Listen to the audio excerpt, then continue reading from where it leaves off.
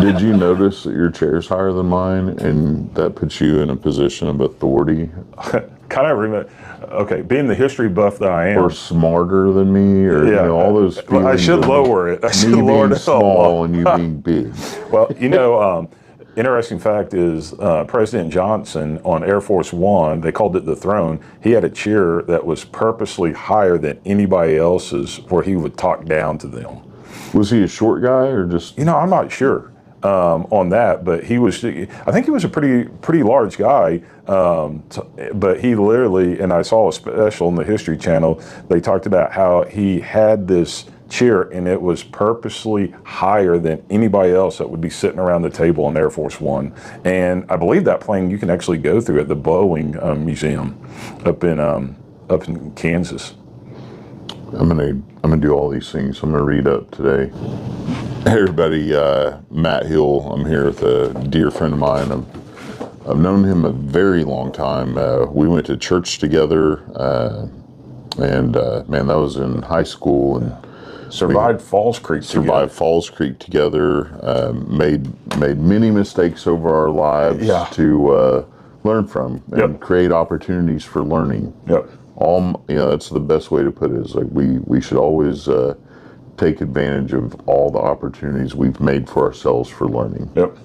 And lo and behold, as we've gotten to our careers, we've seen each other enough to where this is a long time in the making, where I can hopefully get what you do out there to people. But if anything, I'm always appreciative and inspired by you. Man, I appreciate it, Matt. Yeah, Introduce yourself. So my name is Thomas Brewer. Like I said, Matt and I grew up together in Midwest City. So I went One of the places. But you were kind enough whenever the oil bust happened and we ended up having to leave my comfy spot in Northwest Oklahoma, unaware of a bigger world out there. You and everybody at that church took me in and kept me off of my own path of rebelling and being a wild child. Well, I look back on that, and we were blessed. We had, I think, the best youth pastor in the entire world. The best youth pastor ever made. Yeah, Jimmy Tribble. Yeah, and we went to his retirement thing a few months ago, and it was amazing. Everybody came in from all over the country for it, and that just tells you the impact he made. But so Thomas Brewer, I actually, as I got out of high school, surrendered into the ministry. Have went through so many different ministry locations and opportunities over the year. Went to Oklahoma Baptist University after going to Rose State, and at that time I worked for the Oklahoma Baptist, helped put on Falls Creek and other things, and traveled the state. And I just always thought I was going to be a speaker guy, and thought I'd do camps, be a youth evangelist, speaking in churches. But back in 2002, 2003, I call it my great interruption, where one night I stopped by Starbucks, had a cup of coffee, and met two state troopers and struck up a conversation with them, and lo and behold, became, not long after that, a law enforcement chaplain. And now for 23 years, I've served as a law enforcement chaplain with several agencies across Oklahoma. And as a volunteer, got into the mental health, critical response, critical incidents, crisis through specialized training I got through the police department, through the chaplaincy. And then fast forward a few years after I started as a chaplain, now one of my board members missed a phone call. And then I got a call and responded to a company that had a death, and helped them through that process. Just thought it was because of being a chaplain. Well, it was actually an employee assistance program company that was providing that service. I did not realize at the time I was working for them, but I was. And 13 years later, I still consult for that same company.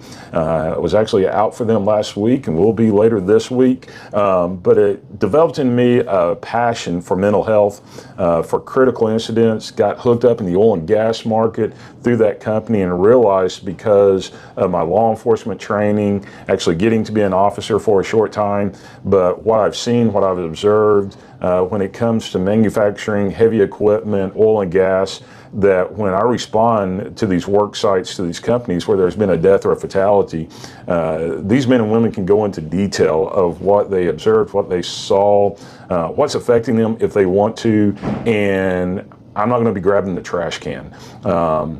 I've been exposed to a lot of grotesque scenes. Don't like it. None of us should see it. None of us should have to experience it. But responders do have to deal with that. So when somebody unloads on me in that safe environment and they're talking and they describe something, it's not going to gross me out to the point where I can't handle it. That is tough stuff. Yeah. That is tough stuff. And our industry, and I've become, and you've seen it, we've talked over the years, and I've grown so much thanks to so many mentors and giants in the industry. I stand on the shoulders of giants, and the networking that you and I do have always, given it we both have these servants' hearts, and that's what keeps us in touch. How can we help others? Yeah, and what you do is very, very important, and I appreciate it, and I hope more people realize that there's so many resources out there, and I'm guilty of it most of my life until just recently, not sharing my own burdens with anyone. Yeah.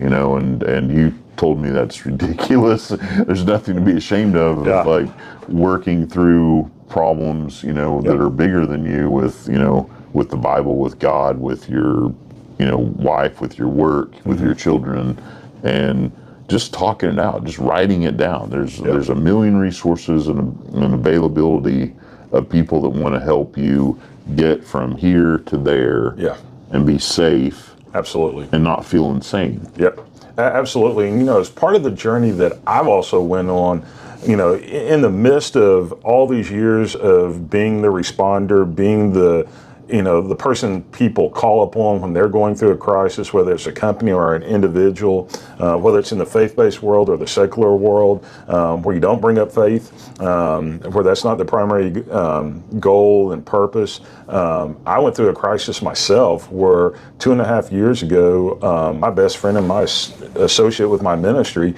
ended up committing suicide, and then we found out he had a dark past, and he was a serial bank robber and shot a cop who, thank the Lord, the officer lived back in 2003, and just had this dark past. And him and I had traveled all over the country together. Never suspected. Oh, never suspected. I know that story is haunting. Dude. Oh, yeah. But what it did for me was, because of a series of events in those 2 weeks, week and a half that we were dealing with this, when he took his life, he actually committed suicide by jumping off of a high structure. And I didn't realize on that Sunday, at the time, within 20 minutes of him taking his life, I drove within 100 yards of his body, trying to get in touch with him, trying to take him out for lunch because his birthday was the day before. And it screwed me up when a week or two later I realized the time frame and thought, God, if I had just left church early that day, maybe I could have stopped it, which is, I couldn't have, and I know it. But fast forward 5 months later, I'm having severe nightmares, reoccurring nightmares, and they had been going on for about 3 or 4 months. And I actually had to go sit down with a professional, a counterpart, and work through a thing called EMDR, which is, we've used it with our officers, we've used it with military. Great program. I'm such a champion for it.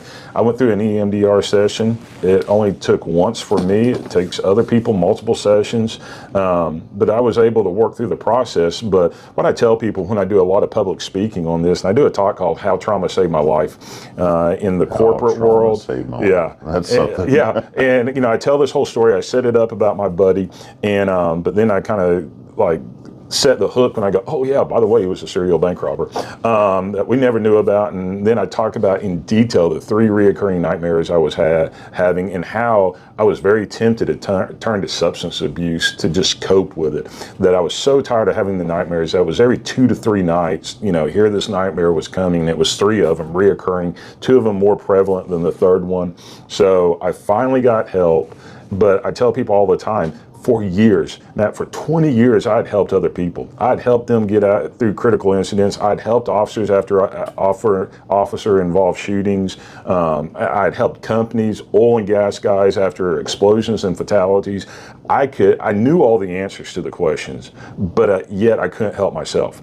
I couldn't get over the nightmares. So myself, Thomas, knowing the answers, had to go sit down with a counterpart and another professional who could help me navigate that and help me work through the process, because I couldn't work through the process on my own. I couldn't look in a mirror and walk myself through the process. I had to sit down with a professional. And once I did, I mean, it was like a mountain was lifted off my chest. I've slept like a baby since, and I've traveled all over. I've actually traveled to other states telling the story now about this associate who had this dark past, but I've taken the pain of that story and made it a positive to, show and to let people know, even though I'm passionate about mental health, I'm passionate about good brain health, that even myself, I needed to ask for help, and I couldn't cope it. I couldn't work through it, and as hard as I tried not to have a nightmare, I still had them. So I had to go see a professional,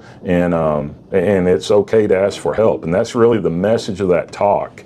And when I get to stand before groups, whether it's in the corporate world, civic groups, or even the faith-based world, the message always is, it's okay to ask for help. Amen. Yeah. Amen. Yeah. Well, and it was hard. And I will say, it was hard for me to ask for help, because I'm one of those, put on your boots, suck it up. And I always tell people, ask for help. It's okay to ask for help, but it's something we all say. Yeah. But I was like, I can get through this. I can work through this. Do it? Yeah. And I couldn't. And I knew it was bad. I knew that. It may not even be help. And maybe we were talking about this, how do we convey it so that people will just give it a whirl. Just try to talk to somebody else. Maybe we shouldn't even say ask for help. Like, hey, look for guidance to grow. Yep. How about where you're at now will not always be the place you're at. Yeah. And if you want to grow in leadership, if you want to grow as, in your own role just for yourself, whatever you're doing, there is absolute value in seeking out, some kind of guidance or leadership, that's outside of you in Absolutely. your own head. Absolutely. One of the things in one of the trainings I do is called Pulse Check. And, we do it from the aspect of, will you be a self-pulse checker? Will you pulse check your crew? Basically making sure your head's in the game so you don't get yourself killed or injured, or your crew killed or injured. And it's through a 2-hour program. But I also take an aspect of that, and when I'm teaching, and go, do you pulse check yourself? So like for myself, I pulse check myself throughout the day just to see how I'm doing. How am I responding to my daughters? Am I short with them because I've got pressure with work, that I've got deadlines I've got to get done? I pulse check myself to say, okay, am I being productive in my role, in my jobs, the multiple jobs that I do? Am I growing? Am I learning? Am I reading? Like right now, I'm reading a book about the mental health world. And it's a good read. I'm really enjoying it. And if you're an overthinker, like, and how much time do I have to dedicate to each one of these things in this window of my, sleep and work and eating and feeding? Absolutely. And it's like, and then not to even beat myself up, because there's times where I go to bed at night going, dadgum, I didn't get enough done today. What did I accomplish? Yeah, what did I leave on the table? What did I leave on the table? Did I give it 110% yeah. today? So, one of the things I try to do is my mentor in ministry. Did you give it 110% today? Yeah. He gave me a phrase years ago, and I've just lived off this phrase. He said, Thomas, respond today the way in which you want to retell the story in 5 or 10 years, but when you retell the story, you don't have to embellish the truth. Oof. And oh yeah, and I was going through a crisis in my personal life, and he gave me that for that crisis, but I've taken that phrase and I use it in a lot of my trainings to go, how we respond professionally, personally, relationally, crisis, whatever it might be, respond today the way I want to retell the story in 5 or 10 years. But when I retell the story in 5 or 10 years, I don't have to lie, and I don't have to candy coat it and add flowers to it, respond today the way I want to retell the story. And that's just a constant reminder to me to give it my best effort, respond well, whether it's work, whether it's professionally, emotionally, whatever I'm doing, respond the way I want to retell the story in 5 or 10 years. Yeah. And then I don't have to lie in the future. Yeah, there's value in that. I mean, I make mistakes every day. Oh yeah, and well, I will preface this. A lot of times I don't respond the way I want to, and hindsight, you're like, man, you're just like, dadgummit. Here's 50 positive ways I could have responded, and I didn't. Yeah, absolutely, and and it's not only professionally, it's not only personally with my children and relationships, but it's in also just mentally and work ethic. One of the things that I tell people all the time, our harshest critic is ourselves up here between the ears. That it's that time. No one lives up here but me. And it's that thought. I've said all the time, and I say it all the time, and I was actually speaking at a church and a couple of Sundays ago when I was preaching in a church, and I made the comment, we would never allow somebody to talk down to us or talk to us in the way that we talk to ourselves. Okay. So, I mean, I used myself as my own example. I said, I talk to myself and I criticize me in a way, if somebody was talking to me like that, I would turn their other cheek. I would never allow anybody to put me down or criticize me as bad as I criticize myself most times. So why do I do that? And it's getting those thoughts under control and realizing, yeah, we're not perfect. We don't always respond well. We don't always do everything right with our jobs, but are we pushing for greatness? Are we pushing to be better? And I think that's really just what we need to do, is each day put one step in front of the other to say, I'm going to try to be better at this point, this point, this point, and this point, but also having a chance to basically pulse check yourself, where you go back and then you go, have I done well? And if not, how do I improve? But don't beat yourself up. Just go, okay, dude, I messed up. We all mess up. Let's keep pushing forward.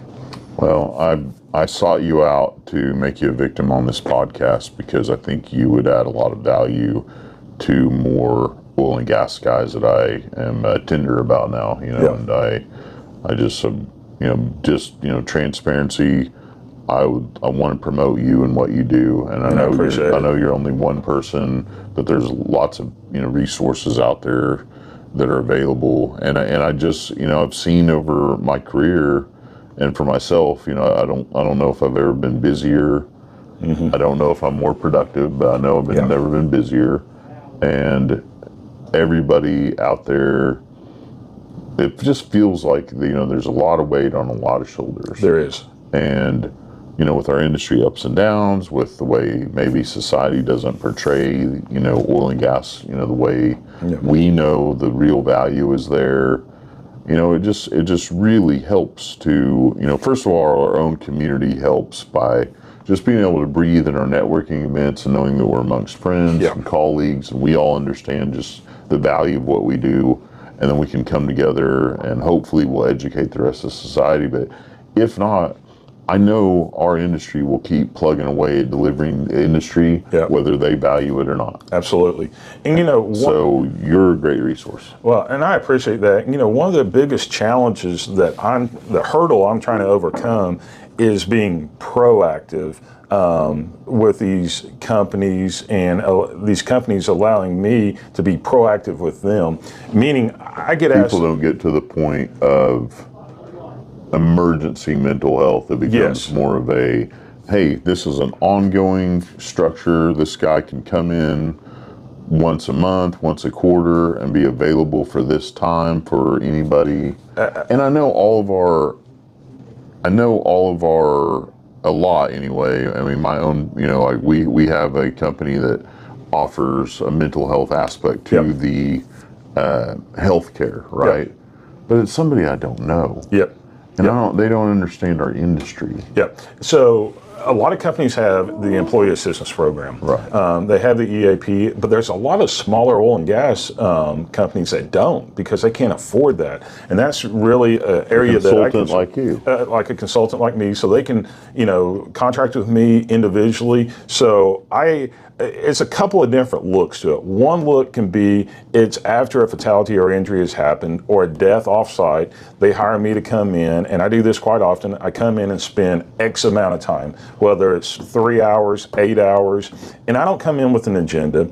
I come in to live life with them, to serve them. I've went to well sites. I've went to yards. I've been in Fortune 500 companies. It doesn't matter where it is. I go to their site, serve them, live life with them, and I'm available if their team, if their employees need to talk. The approach I take is we just have a conversation. We talk about football, we talk about life, and a lot of times those conversations then, spill into, hey, I need to talk about the tragedy that happened. Or a lot of times, actually, Matt, 99% of the time, it's not the tragedy that I'm there responding to, but it's something that happened years ago and they never dealt with, but that brought it up, took the Band-Aid off the wound, and they want to talk about it. And that's good, and I like that. And I love serving during those times. But then there's also the training that I've developed where it's that pulse check training, and I've developed it where it's 2 hours, and it's a peer-to-peer training. So how, like if you're on a crew with somebody, and this pulse check, I hate to interrupt. No, you're good. What I gathered when we first started talking about all of this was just how many of the injuries and deaths could have been prevented if everybody was there pulse checking pre-job. Oh gosh. I don't all of them. I don't have a crystal ball, but I would say 98%. And I've got friends in the safety industry who I've talked to, and when you really, really, really, really just deep dive it and really find out, yes, it can be equipment related, but even when it's equipment related, if you really go back and peel back all the layers, I won't say 100% of the time. Human errors by being distracted by something at home. Usually off-site, but it's an illness, it's it's something breaking down in the home, a family situation, a death of a loved one, caring for an ill or disabled family member. So in this 2-hour training that I've developed, we look at 4 key areas: caring for an ill or disabled family member long-term, personal property loss, meaning fire, earthquake, ice storm, whatever it might be. Then death, when they're dealing with the death of a family member or a friend. And then the other one's hospitalization. When somebody maybe has a family member in the hospital, or one of your team members is in the hospital, one of the things I do, I spend about 10 minutes talking about how do you even make a hospital visit, and how many people does it scare? And I go, how many, a lot of times when I do the training, I go, how many of you does it scare the hell out of just thinking that you go to a hospital and make a visit? And I raise my own hand. I'm not going to the hospital. Yeah, and I'm a minister. And this is what I've been trained to do. Go, I'm like, I'll see you when you get out. Yeah, it scares most people. And so we talk about even just how do you make a hospital visit where you don't walk in and, you knew my father. When my father was sick and he needed, the last 12 years of his life, 24-hour care, I tell a story how the hospital chaplain that knocked on the door, and my mom hollered and said, just in a little bit, but the guy couldn't hear well, the chaplain couldn't hear well, he meant well, he opened up the door and came in, my dad was sitting on a bedpan. Well, my dad was, the rancher who was very conservative. It was appalling for, he was embarrassed, and I just Whereas said. you and I have developed the sense of humor where we just hand that guy the bedpan. Oh, absolutely. But then, I talked about what if that chaplain would have just went by the nurse's station and said, hey, I'm here to see so-and-so. Is it okay to go in right now? And so we talk about that. We just try to take the edge off. But the main thing out of this 2-hour training, and it's not an all-day training because that takes you off the work site, but it's a 2-hour training to make you be a pulse checker of your coworkers, but a pulse checker of yourself. And if you realize somebody's head's not in the game, that's where you either check on them throughout the day or not even allow them in that dangerous, in that critical role where they could get themselves hurt or injured or killed, or the whole crew. So it's being proactive ahead of time, and it's basically called safety pulse check training. And safety pulse check training. Yeah, it's a two-hour program. It's working for me. Yeah, 2-hour program, and I run 20, or maximum number is 20 people at a time. And I use humor. As a speaker, I use a lot of humor, but we use humor a lot of and training. self-deprecation for me. Yeah, I make fun of myself, and so it's 2 hours. It's fun, but it's an informative, and the goal is to go to 0 injuries, 0 fatalities. That's the goal. Now, will accidents happen? Yes, and I don't have a crystal ball. And I've told you, Matt, several times. I've had CEOs, I've had HR people tell me, well, Thomas, if we hire you to come in and train our employees and take them through this training, how many injuries and how many fatalities will your training prevent? Well, I don't have a crystal ball, and I would never even try to put a number on that because I'm not God and I can't do that. See, this is where I'm business development. I'm sales. You lie. Say 0. Absolutely 0. From here on out, your goal. If I touched your stuff, you're fine. Yeah, and, but I say, what if it just prevents one? One injury, because if it's an injury in workman's comp, you're looking at 30, 40,000 just starting out and up. If it's a fatality, it's $1 million. But if it prevents just one, was it worth the cost to get me to come in? Oh, absolutely, they said. So, but yeah, it's just helping people be better. And if you have a crew that cares about each other, I also believe productivity will go up and employee retention will be there. And we talk about this all the time. How do we even remotely begin to replace our workforce that we need to replace so vitally? I told you I talked to my son not too long ago. He turned 18. We drove to Colorado for his birthday, and I took him skiing. We had a lot of hours in that vehicle to talk, and I was like, what are we missing to get people to join our ranks? And he's like, hey, I've known you my whole life, and he can make an informed decision whether he wants to go in oil and gas, but most people don't. Their only information has been, well, you're super dangerous, oil and gas, you're probably going to die. Yeah. And you're not going to have a job anyway.